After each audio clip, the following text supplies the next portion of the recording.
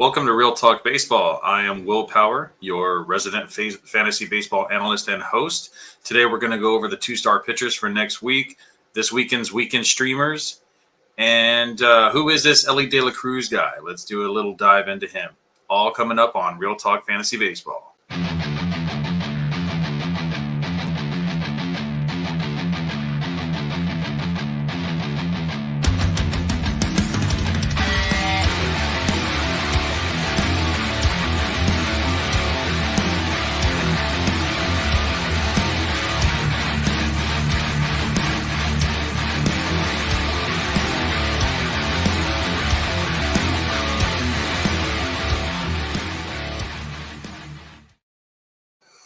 All right, welcome everybody. So to begin today's show, I am going over the news and notes that have been kind of coming up in the last week or so.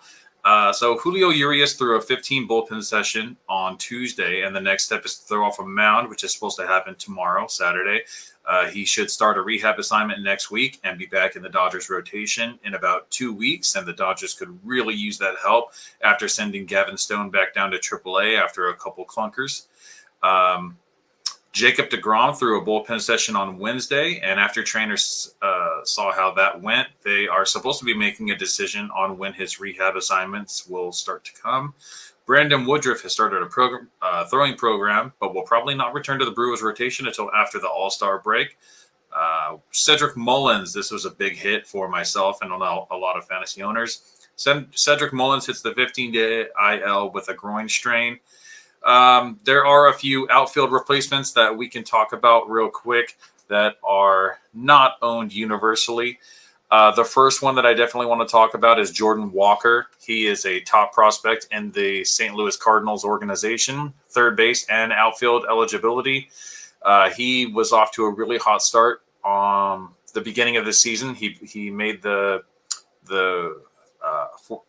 25-man roster for the Cardinals to start the season and was sent down to AAA and just recently made his return.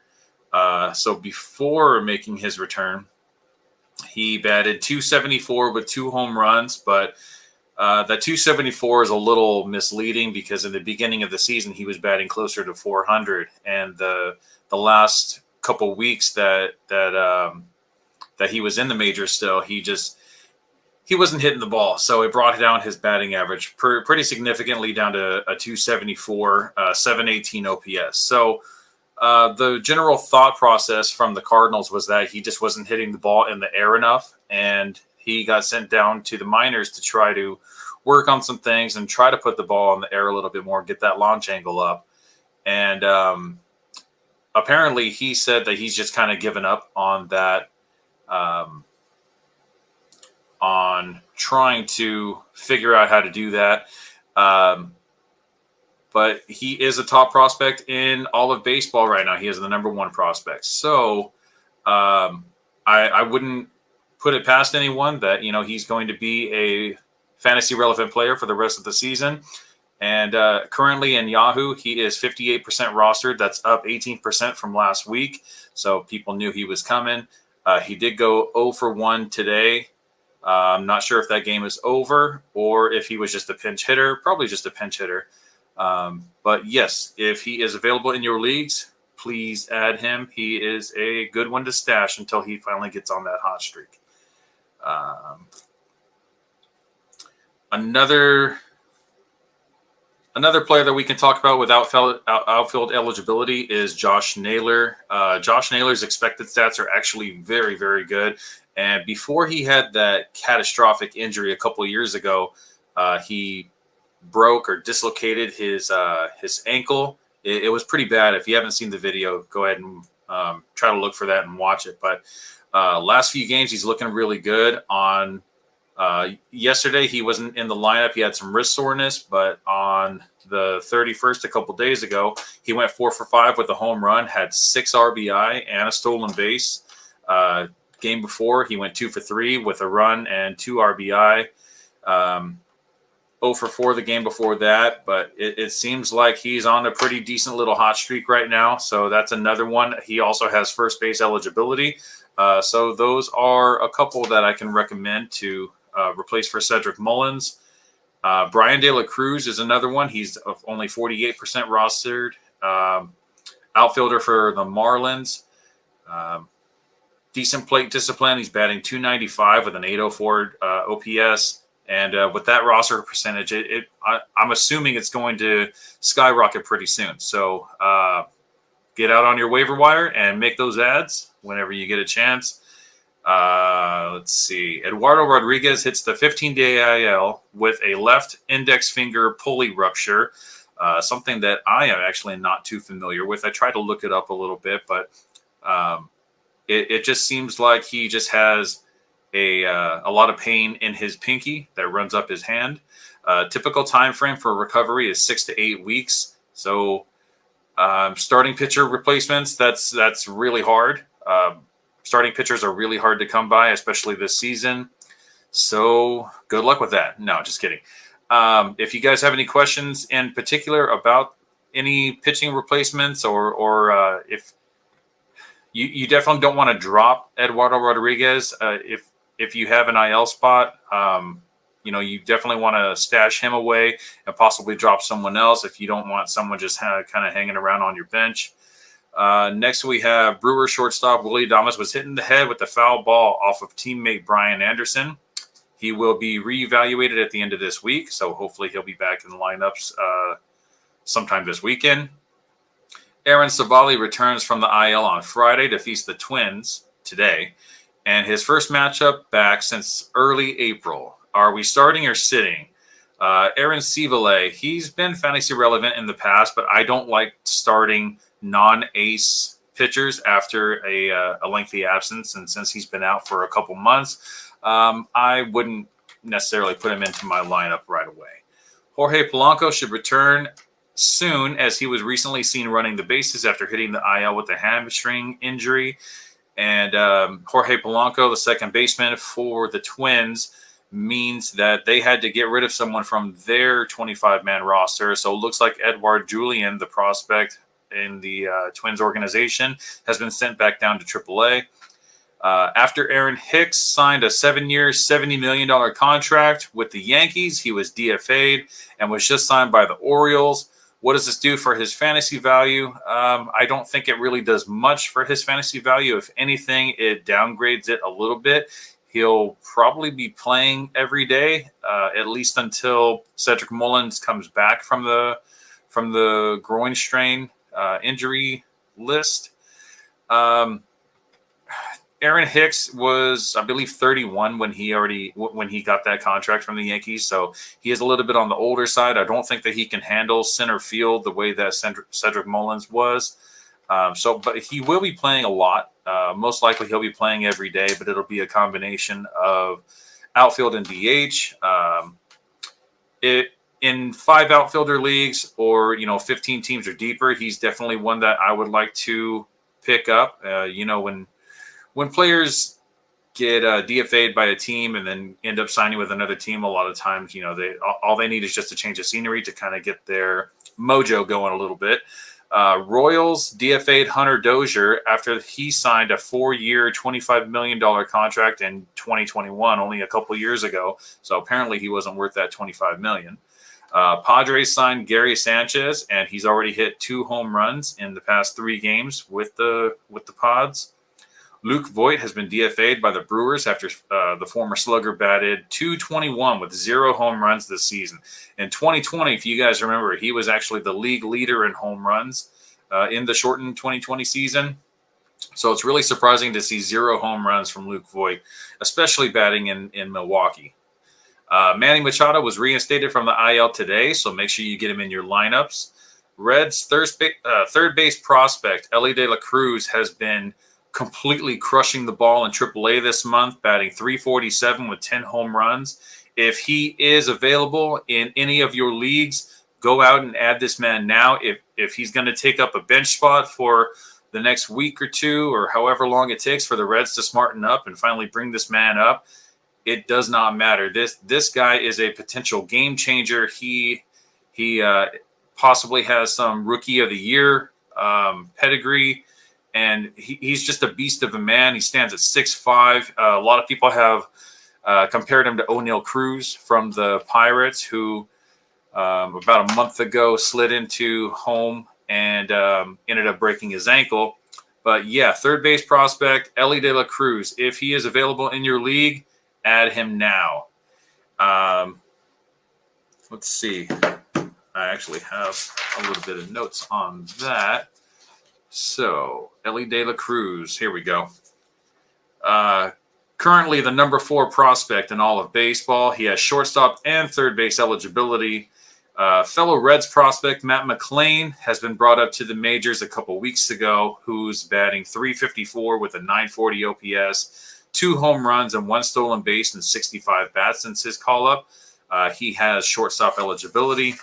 With Elly De La Cruz coming up, I'm assuming that he's either going to take over for Nick Senzel at third base, who's currently batting .267 with a .745 OPS and 4 home runs and 4 stolen bases and 150 at-bats. Or there's a lot of buzz about Jonathan India currently, who could possibly be traded sometime soon before the All-Star break.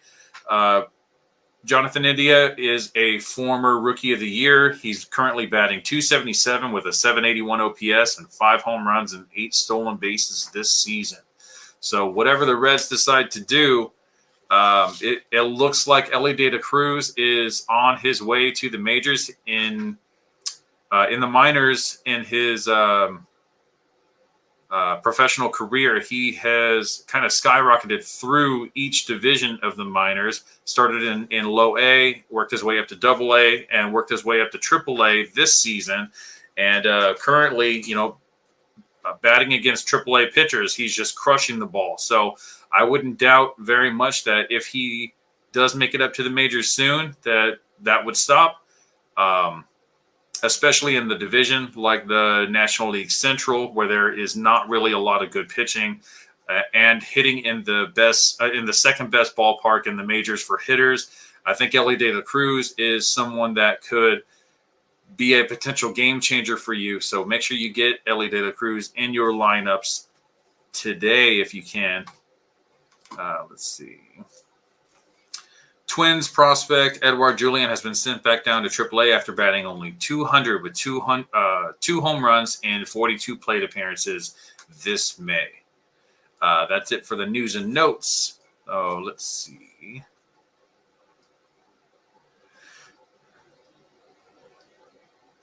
All right, let's go into the 2-star pitchers. And I actually have a edit that I worked on.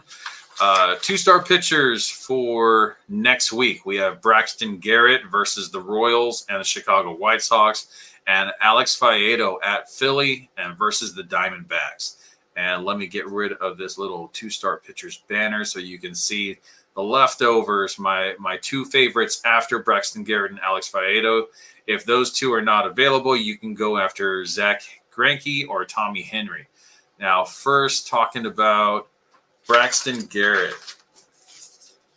So Braxton Garrett is 25 years old, 6'2", 200 pounds on the Marlins. Expected batting average against has not really been his friend this season. He's at a 288 expected BA. In his first few starts in the majors this season have not really gone his way, but in his last 4 starts, he's allowed 2 runs or fewer. Most recently against the Padres, he had 14 swing and misses on 79 pitches, 12 on the slider, 9 on the changeup, 8 on the cutter, 5 on the sinker, and 3 on the curve. His previous start at Coors Field, he only allowed 2 runs on 6 hits in 5 innings pitched. And with the Royals and the White Sox coming up, I think those are both really good matchups, and he's been on a little bit of a hot streak lately.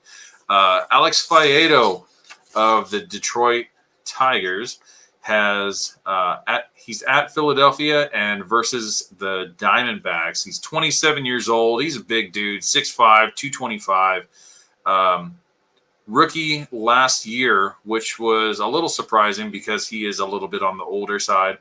Expected batting average is a 277. Expected batting average against, is a 277. His ERA is pretty high, 5.54. but his expected stats are actually a lot better than his real stats. He has an expected ERA of 3.12. His WHIP is at a .92. Expected slug is only at a 4.12. Average exit velocity allowed is 88.5. The launch angle against looks pretty decent. It's at 18 degrees, which means he's getting a lot of pop-ups, a lot of outfield pop flies. K percentage is at a 25.2, really good. 8% barrel rate, really good. Alex Faedo, I think that he's just kind of been – his record doesn't reflect how good he's actually been pitching. Plays for the Tigers, so, you know, the least running the least scoring team in the majors. You know, and Philly is just not playing like the way that they ended 2022. So I feel like that's actually a very, very good matchup for him in Philadelphia. I know it's somewhat of a hitter's ballpark, but with the struggling offense in Philadelphia, I think he'll be all right. Versus the Diamondbacks. Now, surprisingly, the Diamondbacks, in the beginning of the season, they were on this like crazy hot streak, and they've cooled off since then, but they are currently tied for first place in the National League West with the Dodgers. So that is somewhat of a tougher matchup, but I think with Alex Faedo, with his strikeout rate and expected ERA, I think that he can actually hold the Diamondbacks to 3 runs or fewer, try to get that quality start if he can at least go 6 innings. The wins are going to be a little bit tough for him because he just doesn't have the run support, but I'm definitely endorsing Alex Faedo for next week. And Zach Greinke, blast from the past Zach Greinke. He's actually been looking pretty good this season. In his last 4 starts, he's allowed 2 runs or fewer, only issued 1 walk in against the Tigers and 1 walk against the Cardinals. Strikeouts look pretty good. He's at about a strikeout per inning. You know, he's not the ace, the dominant ace that he once was, but that's okay because, you know, just because they're not aces doesn't mean they're not fantasy relevant. And with these matchups at Miami and at Baltimore's definitely cooled off a lot since the beginning of the season. And with the struggling Jorge Mateo and Cedric Mullins now on the IL, that makes it even easier for Zach Greinke. And Tommy Henry of the Diamondbacks at Washington and at Detroit, both really good matchups. Let's see. This season, Tommy Henry has a 3.73 ERA. Only 25 strikeouts in 41 innings pitched, but he does allow a lot of soft contact, putting the ball on the ground a lot.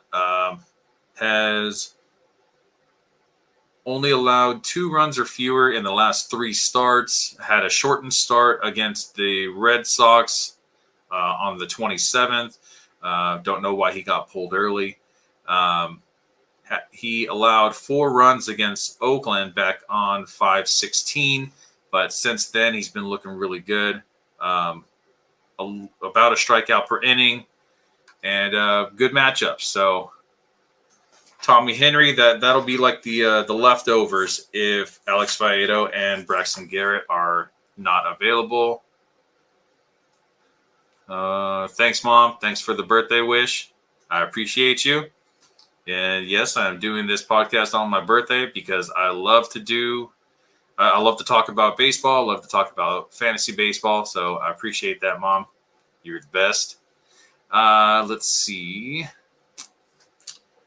So that's it for the 2-star pitchers. Now we can go into these weekend streamers. So Saturday, it's already Friday, so we don't have to talk about today's. But sorry, let me get rid of this 2-star pitcher banner. There we go. And let's go into these weekend streamers. Now sorry, I got to pull it up real quick. If there's anyone watching that wants to ask any fantasy questions while I am looking this up, feel free. I appreciate you guys being here. All right. June 3rd.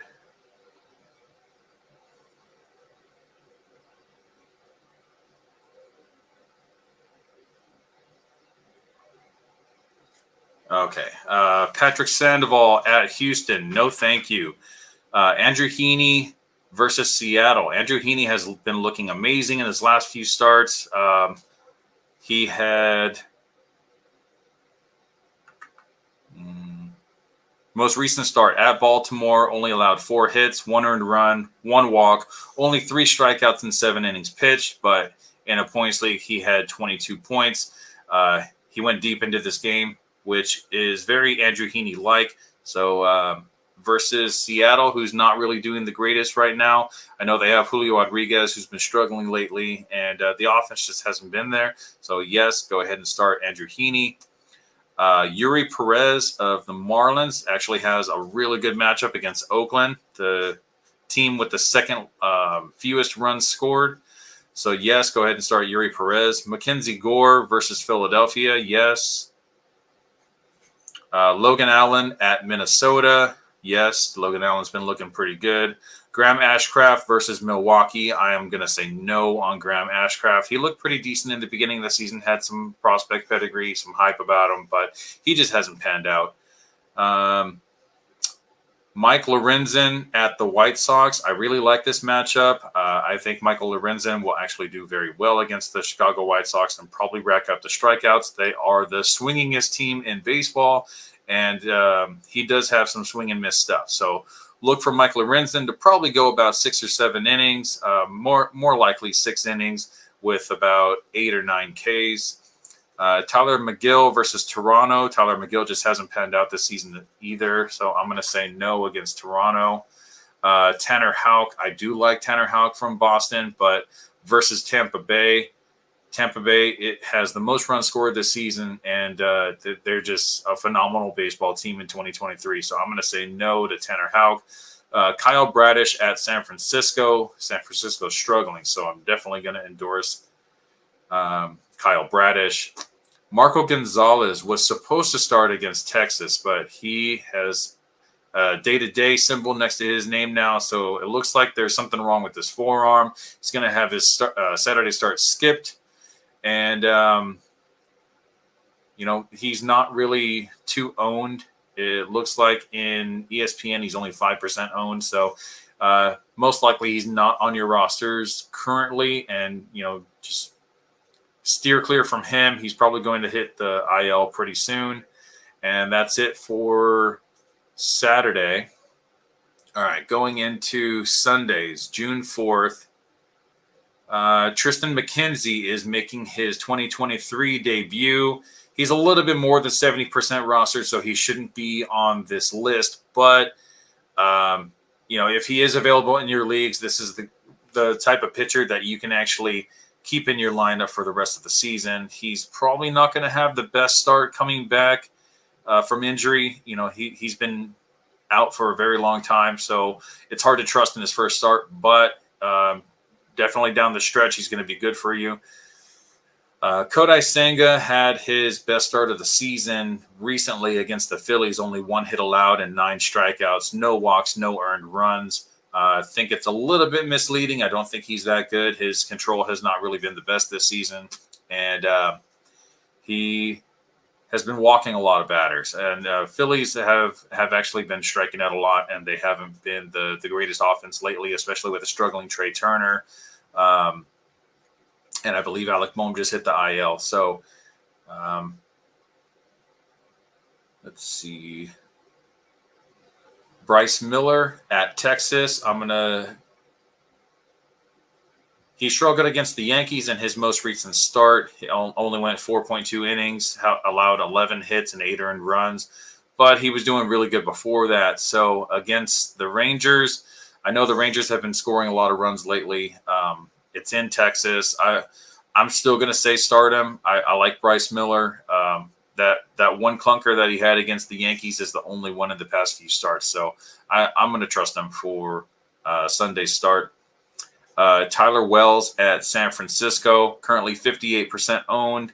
I really like Tyler Wells. I'm I'm surprised he's not owned in more leagues than he is. So, yes, go ahead and start him at San Francisco.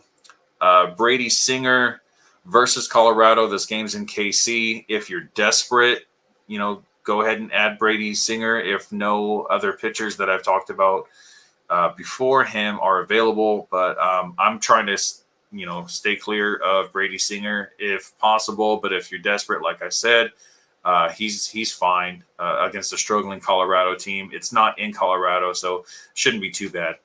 Anthony DeSclafani versus Baltimore. Baltimore struggling because of their offensive. Who did we talk about? Jorge Mateo and Cedric Mullins hitting the IL. So, yeah, I'm going to say go ahead and start DeSclafani. Michael Kopech versus Detroit. Michael Kopech has just been walking batters left and right, but against the struggling defense, the struggling offense in Detroit, I think we're fine. And Miles Mikolas at Pittsburgh. Miles Mikolas has definitely been playing over his head. He looked really good against the Royals this past, Thursday? No, Wednesday, something like that. 8 innings pitched, only allowed 3 hits, 1 walk, and 10 strikeouts. Surprising, very surprising for Miles Mikolas because he's not a strikeout pitcher.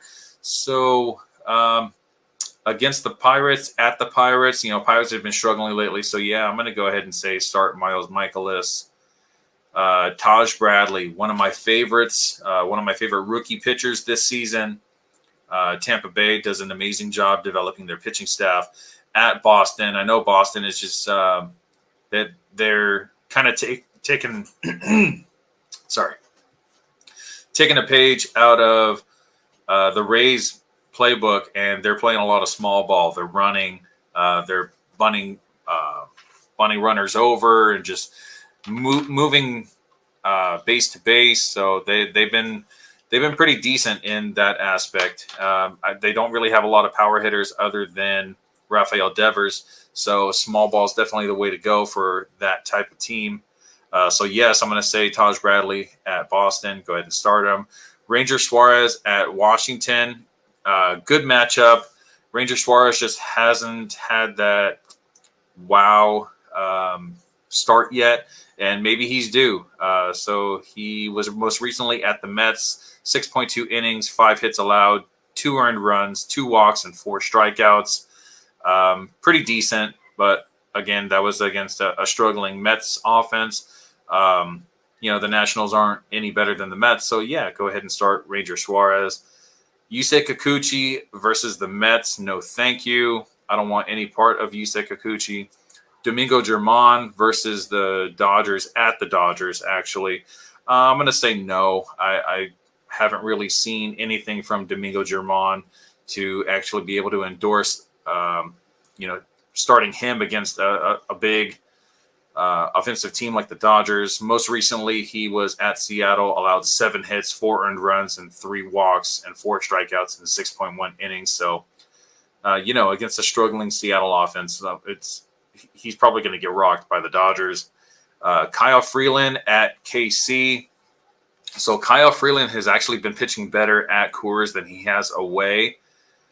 So I actually trust Kyle Freeland more in Coors Field than I do anywhere else, basically, which is very strange because usually you don't trust starting pitchers that are pitching in Coors Field. Even aces sometimes the ball just travels so much differently in Coors. But at KC, a struggling lineup, I'm going to go ahead and say yes. Go ahead and start Kyle Freeland.